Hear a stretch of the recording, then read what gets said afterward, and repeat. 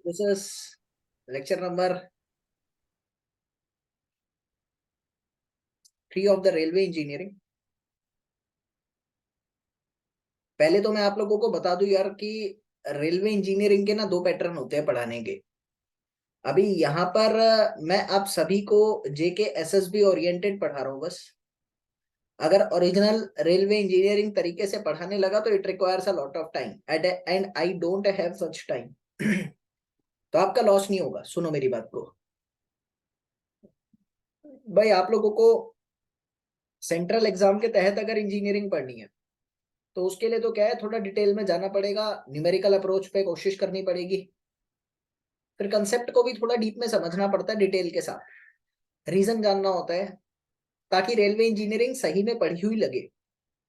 तो central exam के लिए मैं जल्दी रेलवे इंजीनियरिंग पढ़ाने वाला हूँ यूट्यूब पर, जल्दी पढ़ाऊंगा। तो यूट्यूब पर नहीं पढ़ाऊंगा तो हो सकता है कहीं और पढ़ाऊं, लेकिन आप लोगों को प्रोवाइड कर दूंगा फ्री में। तो कहीं भी अगर मैं रेलवे इंजीनियरिंग पढ़ाता हूँ जेके एसएसबी से अलग, जिसको भी रिक्वायरमेंट हो, सेंट्रल एग्जाम कोई अगर दे रहा है जैसे एसएससी हो गया या डीएमआरसी टाइप चले गया, तो उस केस के अंदर मैं आप लोगों को free of cost railway engineering दे दूंगा। So don't worry about that part कि इधर आप लोग तो छोड़ा ही पड़ोगे, क्योंकि जेके एसएसबी की जो हिसाब किताब है वही दूंगा बस, लेकिन सेंट्रल एग्जाम के लिए भी फ्री में दे दूंगा। ठीक है, तो आपको बता दूंगा कैसे कैसे आप लोगों को मिलेगा। Don't worry of that. तो स्टार्ट करते हैं कि इससे पहले लेक्चर में हम लोगों ने क्या कर लिया था। In the previous lecture we were on the part of rails. तो हमने देख लिया था कि रेल्स जो हैं वो 3 तरीके के होते हैं। One is known to be as double headed, double dumbbell का नाम भी देते हैं। Second one is known to be as the bull headed and third one is known to be as the flat footed. तो ये सारी चीजें हम लोगों ने अच्छे से देख ली थी। अब अगले ही टॉपिक की तरफ आता हूँ according to the syllabus, that is known to be as the creep of rails. देखिए क्रीप होता क्या है। पहले तो आप लोगों सभी ने सर सोम भी फ्री में करना है यूट्यूब पे, हाँ वो तो हो गई ना ऑब्वियसली, लेकिन सोम तो आप लोगों ने भी पढ़ा है ना, तो आपको क्या टेंशन है। और सोम जो यूट्यूब पे चलेगा वो रिकॉर्डेड चलेगा, कोई बात नहीं, वो तो आप देख लेना, रिकॉर्डेड चलेगा। और जो भी डाउट होएगा वो मेरे से पूछ लेना, बाद में कमेंट कर देना वीडियो के नीचे, तो मैं बता दूंगा वो। ठीक है, तो बात आती है यहाँ पर, what do you mean by the term creep. आप लोगों ने आरसीसी के अंदर पढ़ा था क्रीप क्या होता है। If I going to define the term creep, तो मैं यहां से कहता हूं किसी भी तरह की डिफॉर्मेशन जो एक्चुअली किसी भी स्ट्रक्चर के अंदर लोड की वजह से आती है। We consider the load to be the dead load in case of RCC, but यहां पर ऐसा क्रीप को डिफाइन किया नहीं गया। क्रीप को दूसरे तरीके से यहां पर डिफाइन किया गया है डिफॉर्मेशन ही। लेकिन क्या होता है ना, मान लो ये आपकी ट्रैक है और इस ट्रैक को ऊपर रेलवे चल रही है, आपकी ये रेलगाड़ी चल रही है इस ट्रैक के ऊपर। I know due to the movement of the रेलगाड़ी there is actually heavy impact of the train over the track.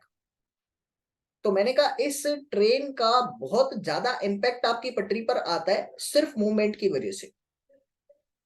तो इस हैवी इंपैक्ट के कारण होता क्या है ना, heavy impact of the train load, load के ब्रैकेट में मैं लिखना चाहूंगा मूविंग लोड। जब भी हम लोग रेल की बात करते हैं तो we should not have to consider the static load by, क्योंकि इतनी स्ट्रेंथ एक्चुअल में स्टील में होती है कि स्टैटिक लोड से कोई डिफरेंस आने नहीं वाला। हाँ, इम्पैक्ट या मूविंग लोड के कारण बहुत ज्यादा आता है, तो हम लोगों को वही देखना होता है। ठीक है, अब इस इम्पैक्ट को जब मैं कहता हूं तो it can be due to the breaking of the train, या तो ये ब्रेकिंग कंडीशन पे काम आ सकती है या ये मूविंग कंडीशन पे काम आ सकती है। दोनों ही कंडीशन पे आपका इम्पैक्ट आ सकता है। एग्जांपल देता हूं, मान लो ट्रेन बहुत चल रही है एकदम और ट्रेन सडनली रुक गई। दोनों ही कंडीशन में पटरी को बहुत ज्यादा इंपैक्ट झेलना पड़ता है।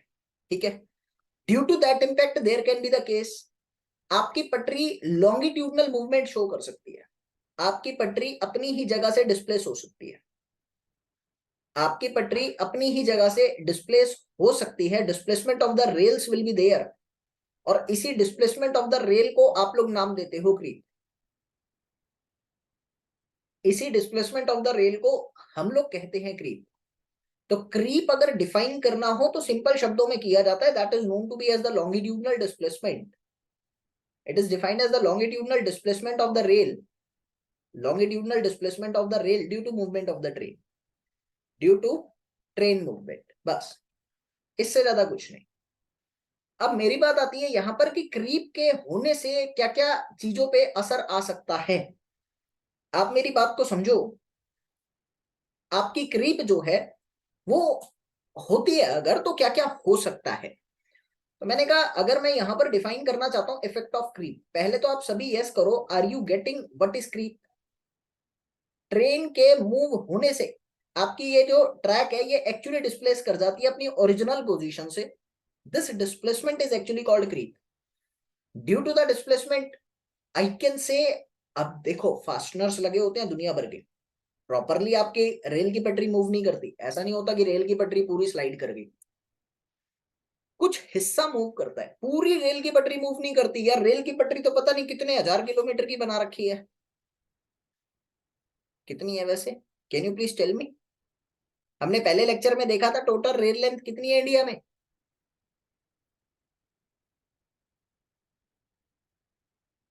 टोटल रेल लेंथ इंडिया में कितनी है? 1,28,300। और मूविंग कंडीशन में कितनी है अभी?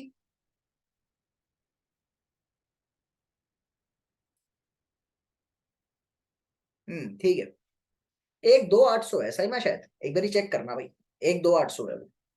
Bye the way I am saying that effect of creep पहला क्या हो सकता है, आपके मूवमेंट। अब देखो पूरी ट्रेन की लेंथ नहीं मूव करती, आप समझो मेरी बात को, पूरी रेल मूव नहीं करती, रेल का सेक्शन मूव करता है। Due to the movement of a particular section, आपके अगला जो सेक्शन है रेल का वो उसको रजिस्ट करेगा कि नहीं करेगा? करेगा यार। तो मैं अगर क्रीप को डिफाइन करना चाहूंगा तो मैं यही कहना चाहूंगा, इसी मूवमेंट की वजह से there is actually the shape change, आपके रेल्स की शेप में चेंज आता है। तो ये इफेक्ट ऑफ क्रीप है, शेप में चेंज आता ही है, इसमें कोई शगिंग नहीं है। तो मैंने आप लोगों को कहा कि शेप में चेंज आने से क्या क्या हो सकता है। पहली चीज तो मैंने कहा कि आपके रेल का गेज चेंज हो सकता है, आपके रेल का गेज पक्का चेंज हो सकता है अगर शेप चेंज हो गई। दूसरी बात मैंने कहा कि आपके जो रेल है वो इस तरह से शेप चेंज कर सकती है, मतलब मान लो ये रेल है, लोड आया तो यहां से sometimes it can be due to the sag portion, इस तरह से टेढ़ी हो सकती है, जिसको हम किंक्स या डिफेक्ट का नाम भी देते हैं। तो sagging can be there in the rail, आपकी सेगिंग हो सकती है रेल के अंदर। तीसरा इफेक्ट मैं ये कह सकता हूं कि आप लोगों का जो यार ये होता है, फास्टनर्स जो होते हैं, फास्टनर वाली पोजीशन पे पूरा इफेक्ट आ सकता है, यानी वो टूट सकते हैं, वहां पे शेप चेंज हो सकती है। तो fastener area, fasteners and fastener area, fastener and fasteners area में गेट डैमेज, आपका वो वाला एरिया डैमेज हो सकता है, यानी पटरी पूरी की पूरी डिरेल हो सकती है। चौथा, इन्हीं के कारण मैं कह सकता हूं आपकी पटरी की डिरेलमेंट हो सकती है। कॉमन सेंस की बात है ना, ये तो हो सकती है। और क्या हो सकता है, मैंने कहा जो आपके सिग्नल्स का मैकेनिज्म है, सिग्नल्स का इंटरलॉकिंग मैकेनिज्म, आगे पढ़ेंगे इसके बारे में सिग्नलाइजेशन में। सिग्नल्स इंटरलॉकिंग मैकेनिज्म में गेट डिस्टर्ब, ये डैमेज भी हो सकता है या डिस्टर्ब भी हो सकता है, वट एवर इट इज, वो खत्म हो सकता है। ठीक है, तो ये चीजें आप लोगों को देखने को मिलेगा कि आप लोगों का इफेक्ट ऑफ क्रीप आपके रेल्स के अंदर क्या क्या दिखा सकता है, किसके रूप में आ सकता है। क्लियर है मेरी बात? पक्का? चल, अब मेरी बात को समझना कि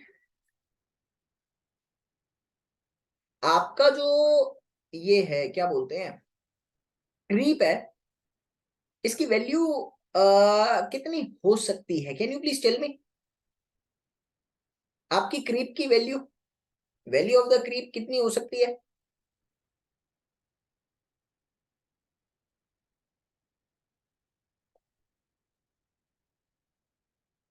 बोलो यार, वैल्यू ऑफ द क्रीप कितनी हो सकती है?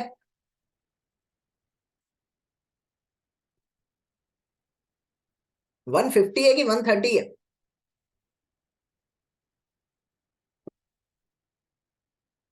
वन फिफ्टी है कि 130 है?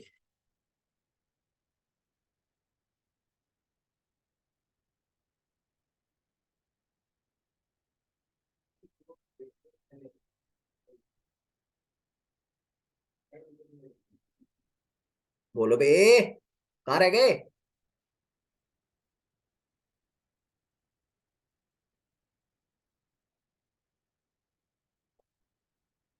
अरे कमेंट क्यों नहीं कर रहे हो भाई? 130 पर mm?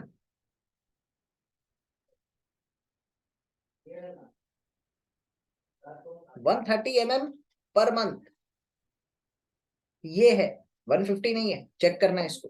ठीक है, अभी मेरे पास यहाँ पर बात आती है ladies and gentleman, whenever we are talking about the causes of creep, तो what can be the causes of creep? आपके क्रीप के कॉजेस क्या हो सकते हैं? पहला तो यही है, high acceleration of the train. Suddenly अगर ट्रेन एक्सेलरेट करती है तो आपका क्रीप आ सकता है। मैंने कहा high deceleration of the creep, sudden braking system, sudden brakes के कारण आपका क्रीप आ सकता है ट्रेन के अंदर, ऑब्वियसली आ सकता है। तीसरा, और किस तरीके से क्रीप आ सकता है आपके रेल्स में?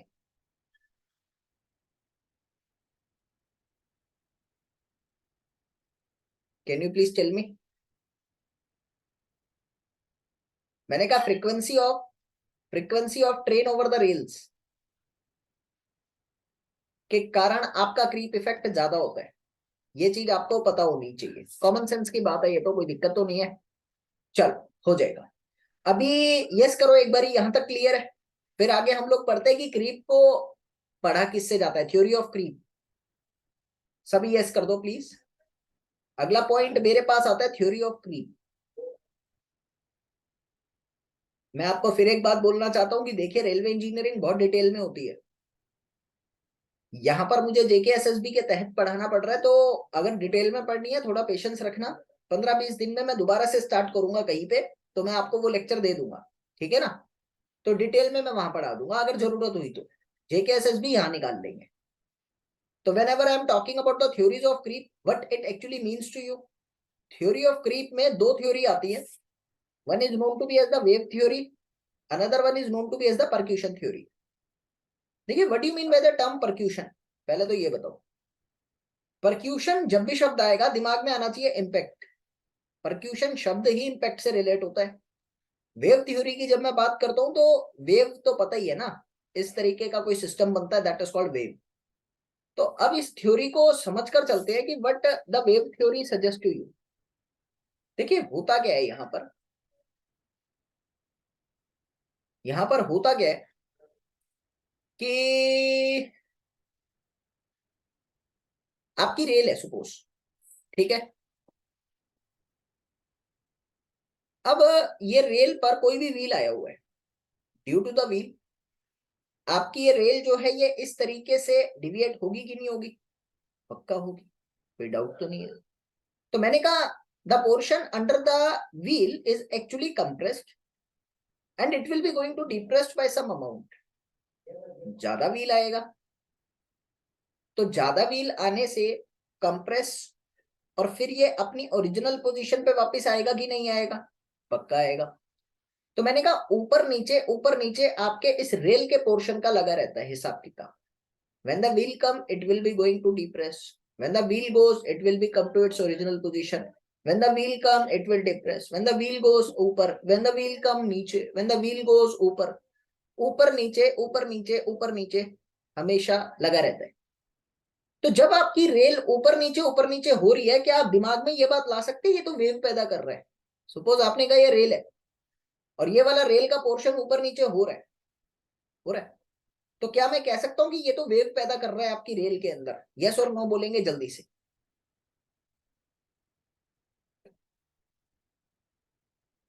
यस और नो बोलेंगे?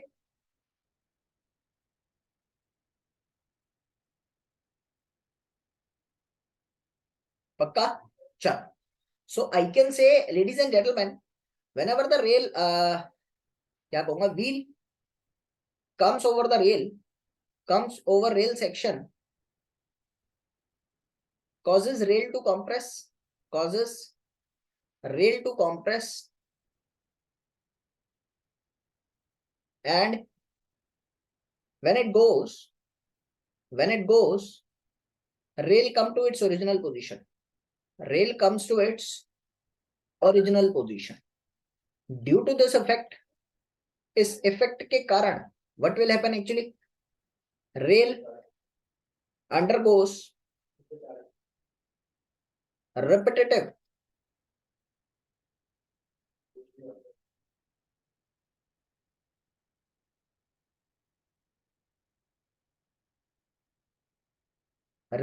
deformations, causes creep, causes the wave pattern in rails, जिसकी वजह से आपको आपकी रेल के अंदर क्रीप देखने को मिलेगा। कॉमन सेंस की बात है। इसके बाद मेरे पास आती है यहां पर दूसरा आता है आप लोगों का परक्यूशन। अब whenever I am talking about the percussion theory, what does it actually needs to you? Percussion theory आपको बताती है इम्पैक्ट के बारे में हमेशा। whenever I'm talking about the percussion, it actually denotes to me the impact। दिमाग में क्या आ रहा है? मैंने कहा यार इसको आसानी से कैसे समझ सकते हैं ना अपन, जॉइंट्स से कंसीडर करो, रेल को जॉइंट्स पे कंसीडर करो।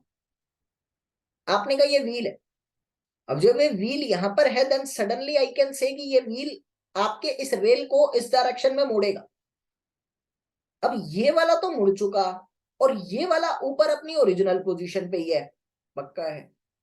तो मैंने कहा व्हेन इट एक्चुअली हैपेंस, ये मैं जॉइंट की मदद से समझा रहा हूं, बट रेल में भी एक्चुअली में सेक्शन में ऐसा देखने को मिलता है कि ये वाला पार्ट जो है वो आप लोगों का डिप्रेस्ड हो गया और ये वाला पार्ट जो है आपका ओरिजिनल पोजीशन पे अभी भी रुका हुआ है। तो जब ये पार्ट इस पार्ट की तरफ जाएगा तो क्या मैं लिख सकता हूं कि ये जो सेकंड पार्ट है it offers resistance, this part offers resistance. ये क्या करेगा, ये आपके उस पार्ट पे रेजिस्टेंस देगा, रेजिस्टेंस टू मूवमेंट। अब when it will be going to offer resistance to move the rail over this part, then definitely what will happen, ये व्हील मूव तो करेगा क्योंकि there is high momentum in the wheel. आपके wheel के अंदर high momentum अभी available है, suddenly आपका व्हील रुक नहीं सकता, किसी भी तरीके से नहीं रुक सकता। मैंने कहा due to the high moment it will be going to put the impact over the rail, एकदम पुश कर रहा है यार, आप देखो ना। मैंने कहा ये व्हील है, सपोज ये व्हील है, ये आ रहा है और ये इसके ऊपर चढ़ रहा है ऐसे, यहां झटका मारेगा कि नहीं मारेगा? आप मेरे हाथ को देखो, ये व्हील ऊपर चढ़ रहा है, झटका मारेगा। And due to this impact there can be the creep over this rail, इस इंपैक्ट की वजह से क्रीप आ सकता है। This whole scenario is actually known to be as the percussion और percussion या impact, कुछ भी कह लो। तो I am saying that when wheel comes over the rail, when wheel comes over rail, what will happen? It depress rail, it depress the rail section, it depress the rail section, and the forward section offers resistance, and the forward section of the rail,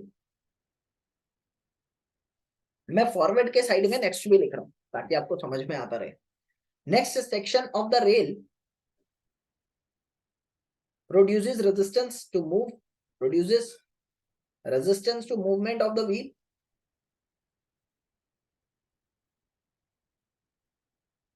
आपके wheel को resistance तो देगा ही देगा ना, कोई दिक्कत तो नहीं आ रही।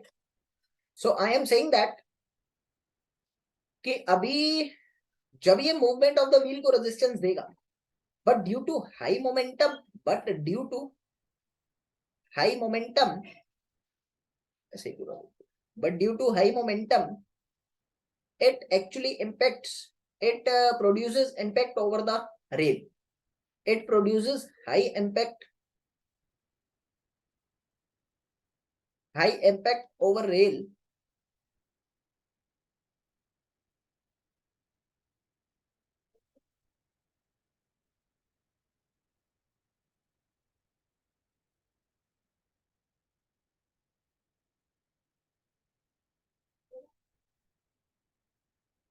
Causes creep.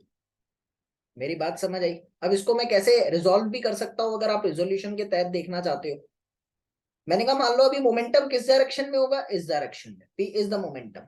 ठीक है, ये लिख दिया मैंने ऐसे। ये हॉरिजॉन्टल के साथ एक थीटा एंगल बना रहा है, तो इस डायरेक्शन में पी cos थीटा, इस डायरेक्शन में पी sin थीटा, यही है, कोई दिक्कत तो नहीं। तो अपन ऐसे भी कर सकते हैं कि कितना इंपैक्ट डालता है, तो we can also consider that. Clear है? चलिए, अभी इसके बाद मेरे पास यहां पर बात आती है कि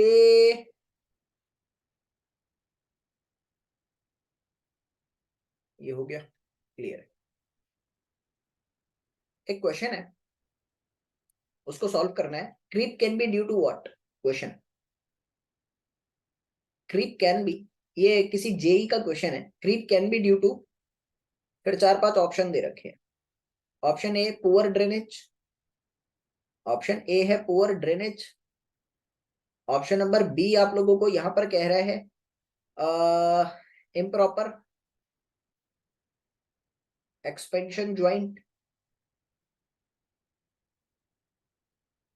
ऑप्शन सी में आप लोगों को बोला गया है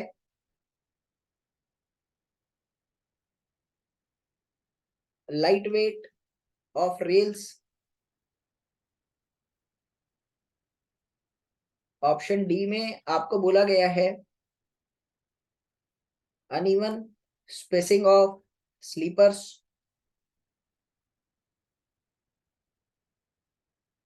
ऑप्शन ई में आपको बोला गया है इनसफिशिएंट नंबर ऑफ स्लीपर्स। आपको बताना है कौन कौन सा सही है। क्रीप किसके कारण आ सकता है?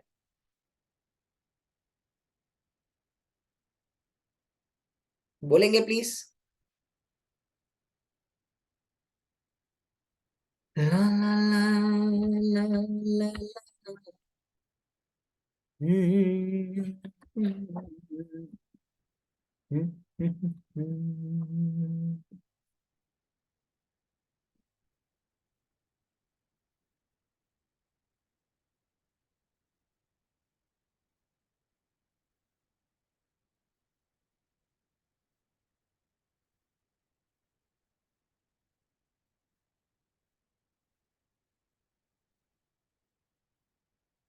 अरे सारे बोलो ना, क्या हो गया?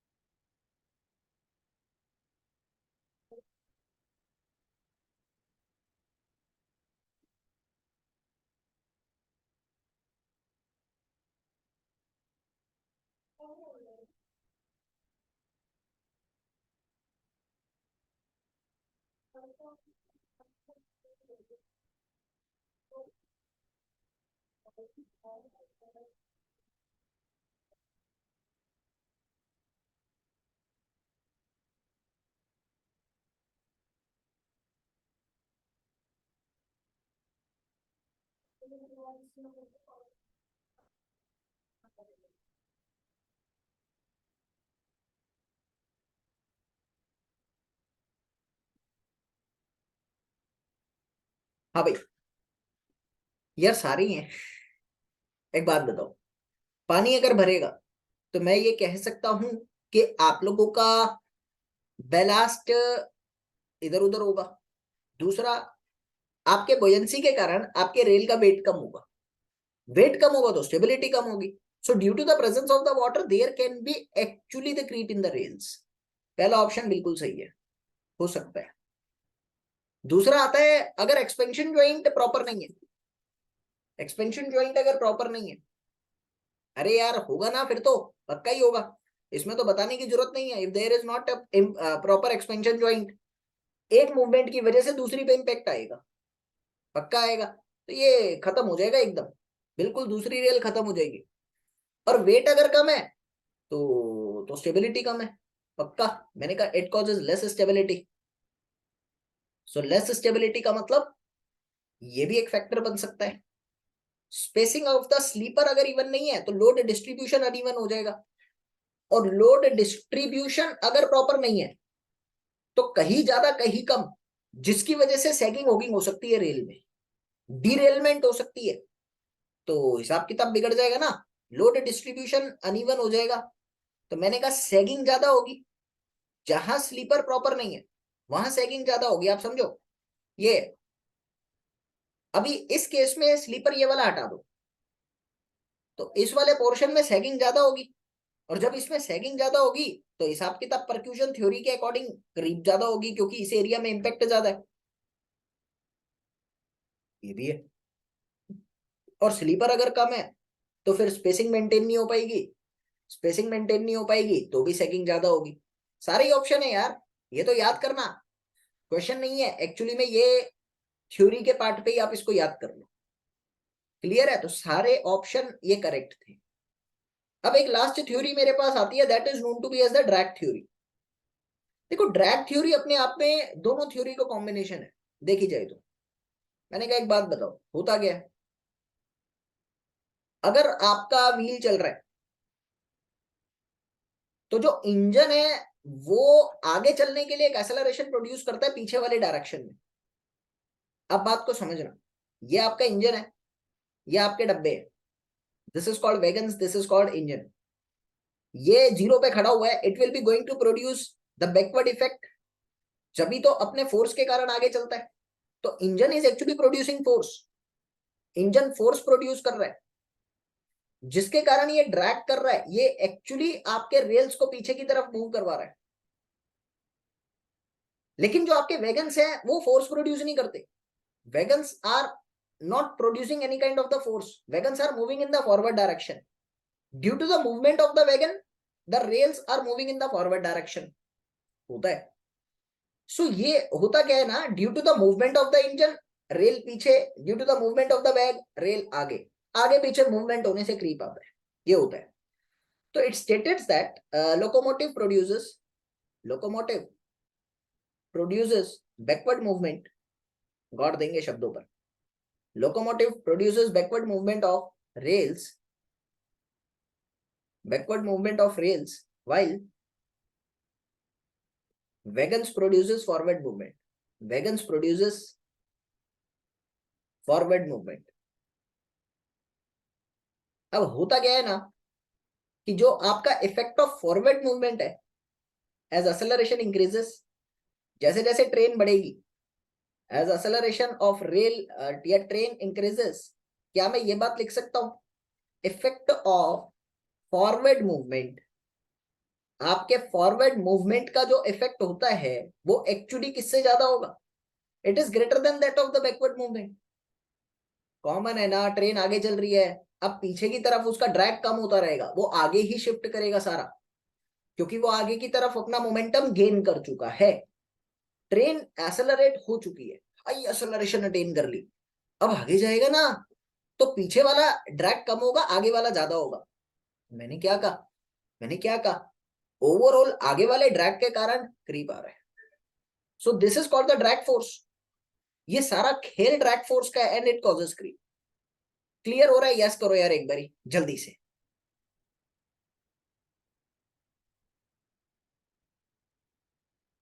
यस करेंगे जल्दी।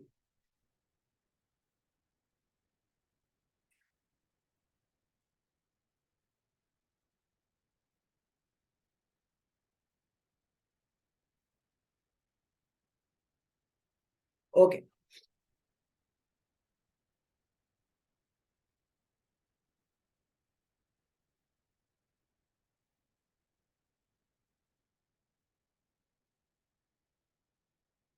क्रीप की मेजरमेंट, एक मिनट रुको, मैं इसकी पिक्चर गूगल से निकाल दूं तो आपको समझने में थोड़ा सा आसानी हो जाएगी, और कुछ नहीं, जस्ट वेट फॉर 1 मिनट।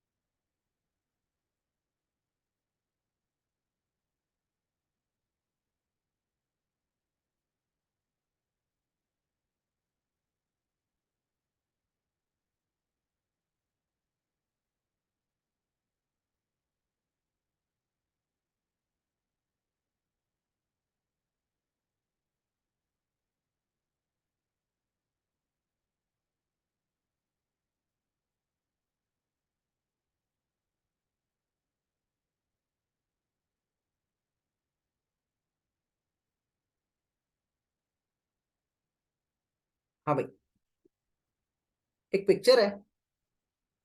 अभी मैं इस पिक्चर को थोड़ा समझाना चाहूंगा कि एक्चुअल में ये पिक्चर बता क्या रही है। आई can say, ladies and gentleman, कि आप लोगों का ये रेल्स है, ये पोर्शन जो है ये रेल है, ठीक है। होता क्या है कि एक पर्टिकुलर रेल सेक्शन के अलोंग आप लोग रेल पोस्ट लगाते हो। ये होता है आपका rail post, it is the kind of the thread. मैंने कहा धागा है, धागा सिर्फ एक निशान डालता है, मतलब एक बाउंड्री लाइन क्रिएट करता है, थ्रेड क्रिएटिंग बाउंड्री लाइन। आपने कहा due to the movement of the rail, आपकी रेल क्या करेगी, in the movement direction it will be going to move in the forward direction also, मतलब उसी को ग्रिप कहते हैं अपन। तो जितना ज्यादा इस धागे से, ये सेक्शन सपोज यहां पर था, ये मार्क्ड सेक्शन है आपकी रेल का, और ये मूवमेंट होने से अब ये मार्क्ड सेक्शन यहां पर आ गया। सपोज क्या मैं लिख सकता हूं this is the amount of creep, क्या मैं लिख सकता हूं ये क्रीप है? जल्दी बोलेंगे, समझ आया कि नहीं आया? This is called creep. तो बस ये छोटा सा एक जुगाड़ है, जुगाड़ की मदद से अपन कहते हैं कि ये क्रीप इस तरह से मेजर होता है, बात खत्म। क्लियर है? बोल रही हूँ गिरी,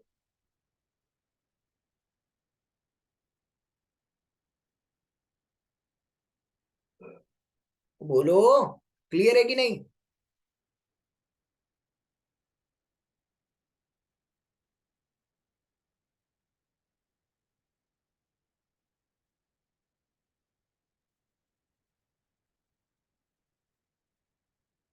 यार वाई आर यू नॉट, अच्छा दोबारा से सुनो। मैंने ये कहा कि this is the kind of diagram जिसमें क्या है ना, ये आप लोगों की ट्रेन की पटरी है, ये लिखा ना रेल्स, ये दो ट्रेन की पटरी है, ये स्लीपर है, दिख रहा है। किसी पर्टिकुलर सेक्शन पे आपने एक और दूसरा दोनों तरफ लगा दिया रेल पोस्ट।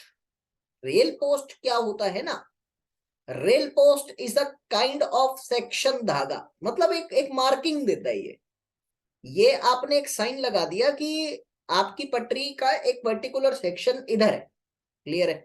अरे भाई यार आप ड्राइव करो यार, लेक्चर बाद में देखना।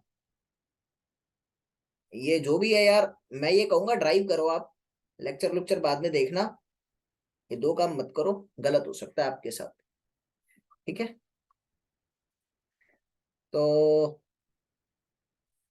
अब क्या है कि ट्रेन की मूवमेंट हो रही है, मूवमेंट होने से ट्रेन थोड़ा सा आगे शिफ्ट होगी कि नहीं होगी, क्रीप उसी को कहते हैं।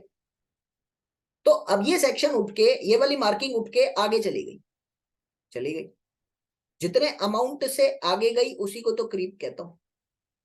अभी समझ में आया Saima? Now are you getting it? सभी सभी बोलो यार। चलो तो मैं इसकी थ्योरी आप लोगों को दिखा देता हूं एक बारी, तो चीजें थोड़ी समझ में आने लग जाएंगी, और कुछ नहीं। ठीक है, एक मिनट का पेशेंस बस।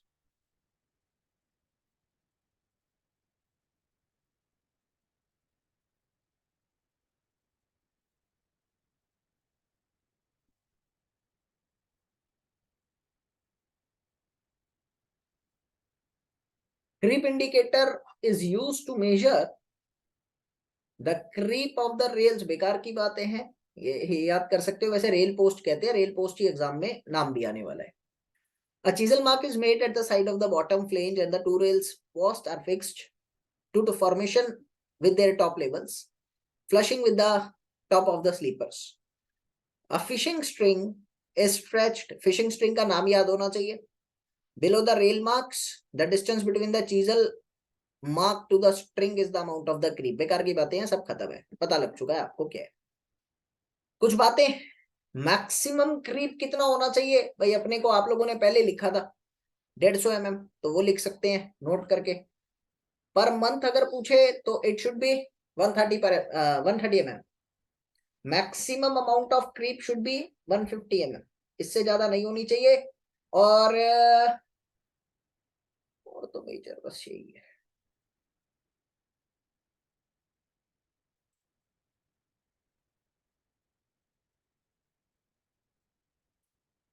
कितने टाइम पर मेजर करी जाती है, एक पेपर में क्वेश्चन आया था, कितने टाइम पर मेजर करी जाती है? Can you please tell me? Creep कितने टाइम पर मेजर करी जाती है? 6 महीने नहीं, 3 महीने, 3 मंथ्स। तो फ्रीक्वेंसी ऑफ मेजरमेंट क्या है? Frequency of measurement for the creep is actually 3 months. Got it? चलो ये चीजें क्लियर होनी चाहिए। This is first, this is second, बस और कुछ तो समझ में नहीं आ रहा। अच्छा, पॉइंट एंड क्रॉसिंग नाम सुना होगा, उसमें किसी तरह की क्रीप होनी चाहिए? पॉइंट एंड क्रॉसिंग में, हाँ ये भी लिख लो, for point and crossing, for point and crossing creep should be equal to 0। वहां तो बहुत सारा हिसाब किताब बिगड़ सकता है अगर क्रीप आ जाए, क्योंकि बहुत सारे पटरी एक ही टाइप पे एक ही जगह पे होती है, इसीलिए। अभी चलो ये हो गया। इसके बाद मेरे पास आती है कि क्रीप को सुधार कैसे सकते हैं। रेमेडीज के लो, या चलो रेमेडियल मेजर के लो, रेमेडियल मेजरमेंट ऑफ क्रीप। आपके क्रीप का रेमेडियल मेजर क्या है? हाँ भाई, जल्दी जल्दी बोलते रहो। पहला बता देता हूं मैं, increase number of sleepers of high strength. Sleepers अच्छे क्वालिटी के और ज्यादा नंबर में होने चाहिए। दूसरा क्या हो सकता है? हाँ obviously, pulling back to the rails, pulling back the rails. और क्या हो सकता है? हम मैनुअल है तो क्या हो गया? एक बच्चे ने अभी लिखा स्टील स्लीपर, तो अपन यूज करते थे यूज ऑफ स्टील स्लीपर्स, क्योंकि उनका स्ट्रेंथ अच्छा खासा होता है। और एंकरेज, हाँ अपन कह सकते हैं ना, प्रॉपर या गुड कुछ भी लिख दो। प्रॉपर एंकरेज, प्रॉपर एंकरेज, या ब्रैकेट में आई एम सेइंग दैट फास्टनर्स, मतलब सफिशिएंट फास्टनर्स होने चाहिए। पांचवा मैं ये बात लिख सकता हूं कि बेलास्ट प्रॉपर होने चाहिए, सफिशिएंट एंड प्रॉपर बेलास्ट। क्योंकि ड्रेनेज जब बेकार था तो उस केस में आपकी क्रीप हो रही थी, और ड्रेनेज बेलास्ट की वजह से आता है, तो प्रॉपर बेलास्ट होना चाहिए। क्लियर है? चलो ये सब तो पता है, अभी टाइम पास के तरीके से हम समझ सकते हैं, कोई ऐसी दिक्कत है नहीं। अब मेरे पास यहां पर बात आती है, दैट इज ज्वाइंट्स। देखो when ever I am talking about the joints, मुझे कुछ चीजें और लिखवानी थी आप लोगों को, पहले मैं उनके बारे में देख लेता हूँ एक बार, रुको। पहले तो यार आप लोग यही बताओ, क्वेश्चन देख रहा था मैं एग्जाम में कि आपकी जो टेंसाइल स्ट्रेंथ है रेल्स की, वो कितनी होनी चाहिए? कुछ नोट करके बातें लिखते हैं। वैसे मैं जब डिटेल में पढ़ाऊंगा तो मैं आप लोगों को ये सब बताऊंगा, अभी मैं पढ़ा नहीं सकता क्योंकि टाइम मेरे पास लिमिटेड है।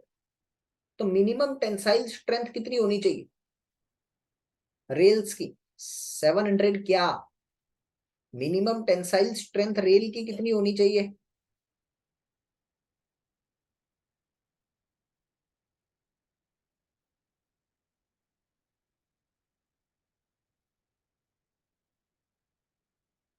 क्लियर है?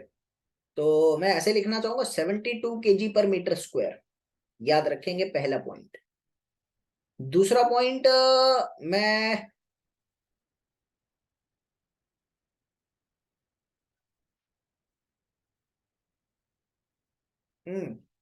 Wait of the rails to the weight of the locomotive, यानी एक्सल लोड कितना होना चाहिए, उसका रेशियो। Weight of rails to weight of locomotive, आपके रेल्स का और लोकोमोटिव का जो वेट है वो कितना होना चाहिए? 1:510।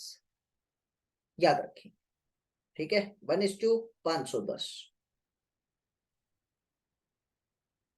मैंने ये याद कैसे करना है मैं आपको बता देता हूं। इसको याद करने का ट्रिक बता देता हूँ, तो जिंदगी में कभी भूलोगे नहीं। लोकोमोटिव के अंदर 10 आ रहे हैं अल्फाबेट्स, और रेल्स के अंदर 5 आ रहे हैं। 5 और 10 हो गया।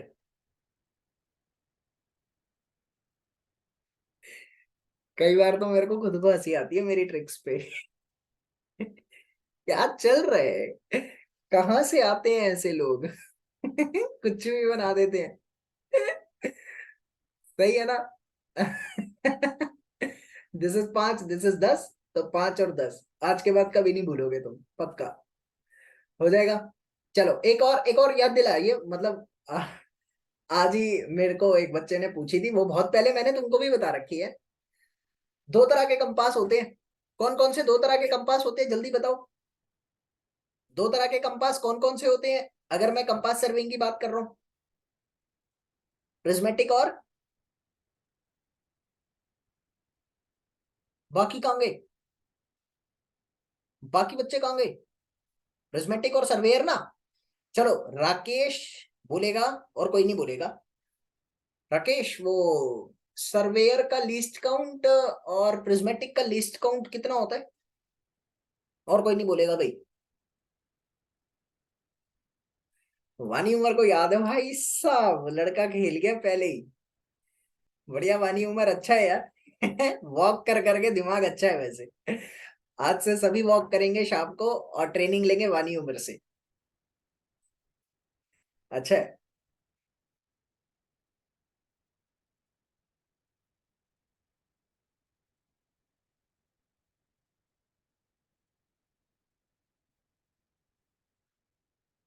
याद नहीं। हाँ भाई, साइमा, हो जाओ शुरू। अच्छा लिखा हुआ है पहले ही साइमा ने भी। हाँ, एसपी होता है ना ट्रिक, एसपी। एस छोटा हो गया, पी बड़ा हो गया, 15 और 30 हो गया। तो भाई साहब इस तरह की ट्रिक्स काम आ जाती है यार, आपको भी याद रखना है। ठीक है, चलो। अगर मतलब मैक्सिमम वियरिंग जो अलाउड होती है, मैक्सिमम वियरिंग कितनी अलाउड होती है, वियर एंड टीयर। वैसे देखता हूँ मैं, सिलेबस में होगा तो इसको प्रॉपर पढ़ा दूंगा। एक बार ही लिख लो, मैक्सिमम वियरिंग कितनी अलाउड होती है। Maximum wearing in rails before replacing it, replace करने से पहले कितना अलाउड होता है। 10 mm, मैं परसेंटेज में 5%, ये भी याद रखेंगे। चौथा, अभी बात आती है चेक रेल्स। सुना है आपने चेक रेल्स, पिक्चर अभी दिखा देता हूं मैं आपको। चेक रेल्स कहाँ पे दी जाती है, on curve road, on curve rails, या कर्व पाथ पे, इनर साइड पर दी जाती है। कर्व पाथ पे कहां पर दी जाती है चेक रेल्स आपकी, it should be provided on inner side of the inner rail. ये बात याद रखेंगे, inner side of inner rail, आपके इनर रेल के इनर साइड पर दी जाती है। To so that on curve path, so that on curve path derailment of the train, on curve path derailment of the train prevents, या ऐसे लिख लेता हूँ प्रिवेंट्स, डीरेलमेंट से बचाया जा सके। मैं एक पिक्चर दिखाना चाहूंगा, जस्ट 1 मिनट का पेशेंस करना, फिर उसके बाद इसको 2-3 पॉइंट और लिखवा दूंगा मैं।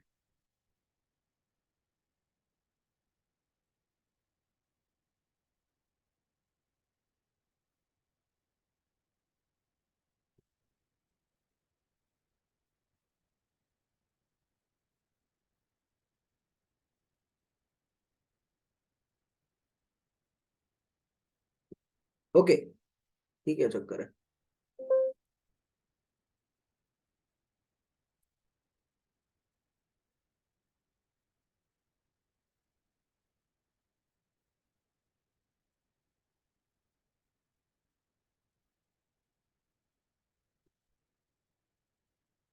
हाँ भाई, जैसे आप लोग ये पिक्चर देख रहे हो, in this particular picture you are observing कि this is the curve path. अब कर्व पाथ में देखो, हाईवे इंजीनियरिंग में ये सब आप ऑलरेडी पढ़कर आ चुके हो। This is called outer, this is called outer and this is called inner, पक्का। अब इनर वाले में देखिए बिल्कुल पैरेलल रखी जाती है। पहली बात तो ये बात याद रखेंगे कि check rails are always parallel, check rails are always parallel to inner rails. आपकी चेक रेल हमेशा इनर रेल के पैरेलल होगी, हमेशा पैरेलल टू इनर रेल्स। तो होता क्या है ना, जैसे आपको पता है कि कर्व पाथ पे आपका डीरेलमेंट ना हो जाए तो उससे बचाने के लिए इसके पैरेलली एक वो पहिया दिया जाता है। अब क्वेश्चन ये बनता है कि डीरेलमेंट आपके इनर साइड पे ही हो सकती है, आउटर साइड पे नहीं हो सकती। आप यहां भी तो रख सकते हो check rail, why we are providing on the inner side. अब समझो लॉजिक क्या कहते हैं। तो मैंने आप लोगों को बताना चाहता हूँ कि आपने अगर देखा हो तो व्हील ऐसे होता है, ये जैसे व्हील है, ट्रेन का व्हील। भाई देखा है आप लोगों ने, कश्मीर में रहते हो इसलिए मैं ये क्वेश्चन आप लोगों से पूछ रहा हूँ, तो बुरा मत मानिएगा, ट्रेन में बैठे हो।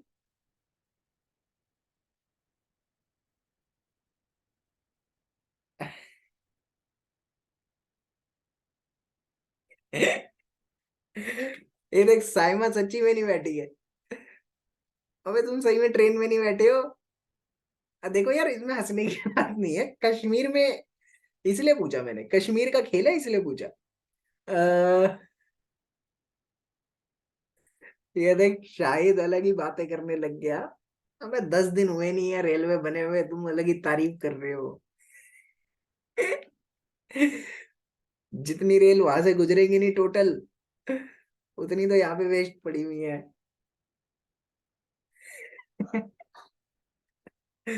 अच्छा बैठे हो, चलो ठीक है, मजाक कर रहा था।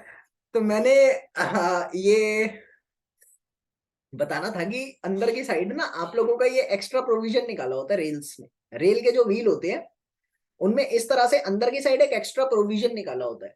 ये एक्स्ट्रा प्रोविजन बेसिकली गाइडिंग का काम करता है। ये गाइडिंग का काम करता है, पहिए जो मुड़ते हैं, कई बार तुम देखोगे कि हैंडल नहीं मोड़ना पड़ता, ट्रेन का हैंडल नहीं मोड़ना पड़ता, पहिए मुड़ जाते हैं।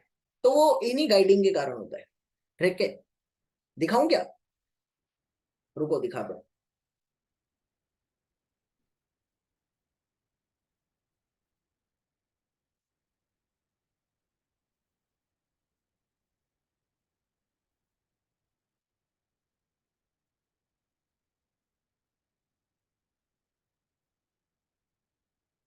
ये देखो,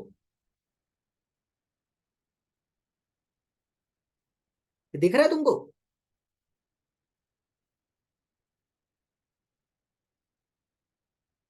ये एक्स्ट्रा प्रोविजन दिख रहा होगा।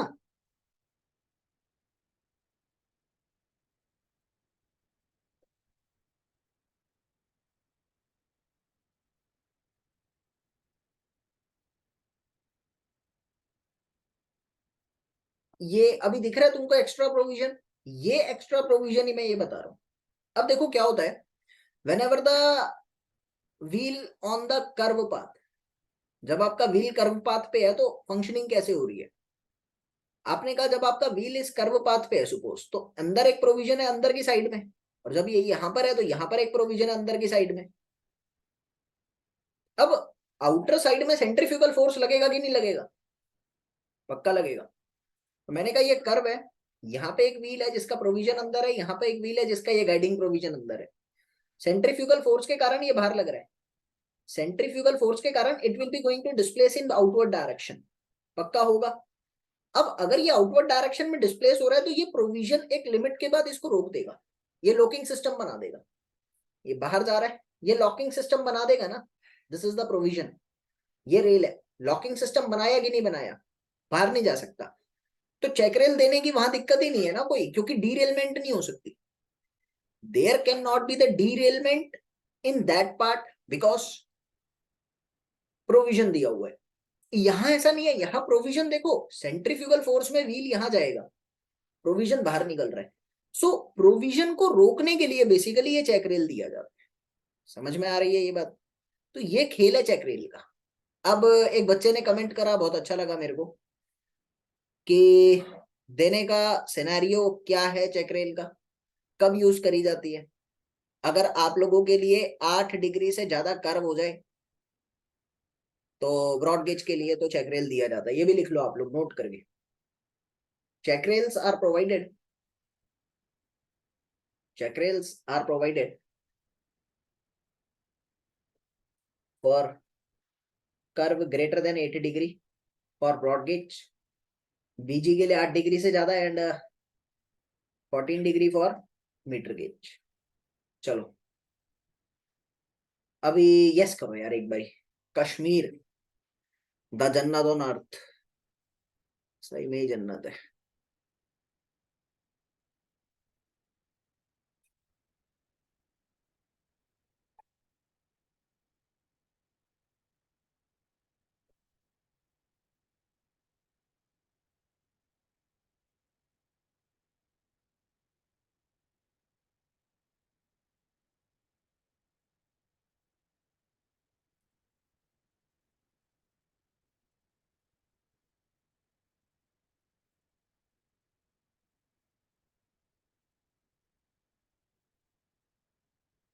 Okay, now ladies and gentleman, we need to go for the joints in railways.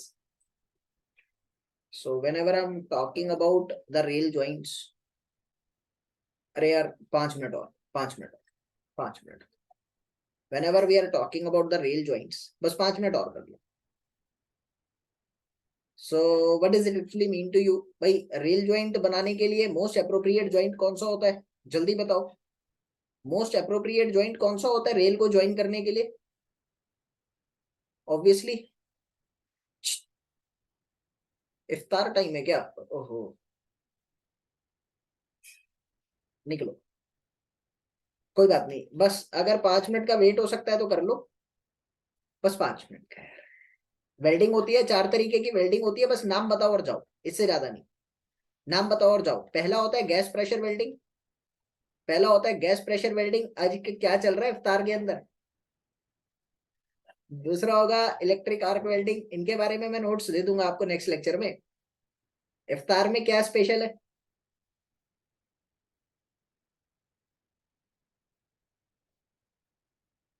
अरे पेट पूजा में क्या मतलब, खाने में क्या? Flash butt welding. तो अब तो खाने का टाइम हो ही गया, बस नमाज पढ़ के और खाना है ना, यही होता है।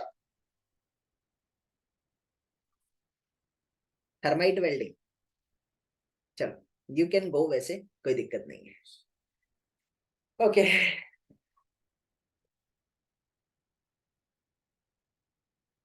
जा सकते हैं, बाय।